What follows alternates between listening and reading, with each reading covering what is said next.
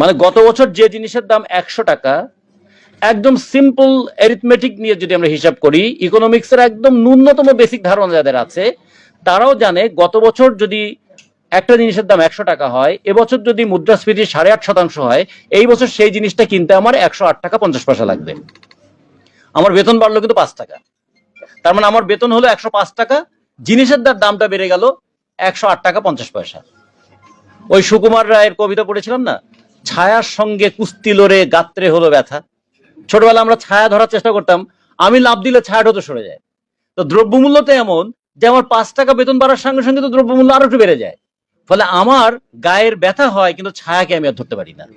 ফলে প্রতি বছরই আমরা কিন্তু আমাদের মজুরি হারাই। এটা আমরা যখন শ্রমিক কর্মচারী ঐক্য পরিষদের পক্ষ থেকে আন্দোলন করি তখন আমরা শ্রমিকদের কথা বলি, সাথে সাথে কিন্তু কর্মচারীদের কথাও বলি, কারণ এই যন্ত্রণা, এই বেদনাটা শ্রমিকদের জীবনে যেমন কর্মচারীদের জীবনেও তেমন। ফলে আমরা আমাদের দিক থেকে স্কপের 9 দফার মধ্যে পরিষ্কার করে বলেছিলাম যে বাজার দরের সঙ্গে সঙ্গতিপূর্ণভাবে মজুরি এবং বেতন কাঠামো নির্ধারণ করতে হবে। পৃথিবীতে 90টা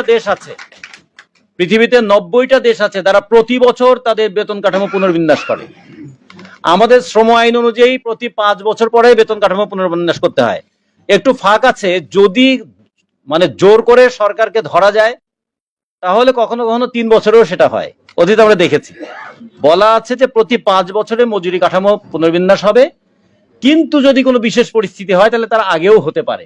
এখন মাঝে মাঝে যদি আন্দোলন করে চাপ দেওয়া যায় তাহলে 3 বছরে করা যায়, তা না হলে কিন্তু ওই 5 বছর। এবং তা যদি আন্দোলনের চাপ না থাকে, কোনো কোনো ক্ষেত্রে আমাদের 46টা মজুরি বোর্ড আছে, তার মধ্যে 29টা মজুরি বোর্ডে 2013 সালের পরে আর কোনো মজুরি পুনর্গঠন হয় নাই। ছোট ছোট সংগঠন, ছোট ছোট প্রতিষ্ঠান, তাদের শক্তি নাই। তার মানে সরকার নির্ভর করে শক্তির উপরে, যুক্তির উপরে নয়। যুক্তি অনুযায়ী কাজ করা উচিত ছিল। এখন শক্তি দিয়ে কেউ যদি ধরতে পারে তার দাবি আদায় হয়, আর শক্তি না থাকলে তাহলে তাকে নিপীড়ন ভোগ করতে হয়।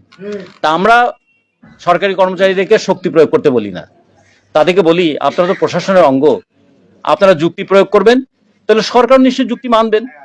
কিন্তু সরকার যদি যুক্তি না মানে এবং আপনাদেরকে যদি বাধ্য করে শক্তি প্রয়োগে, তারপরে শক্তি প্রয়োগ কেন করেছেন এই জন্য প্রশাসনিক বিশৃঙ্খলা তৈরি হয়েছে, এবং বিশৃঙ্খলা তৈরি করার কারণে অসদাচরণের অভিযোগে আপনারা পরে অভিযুক্ত হবেন।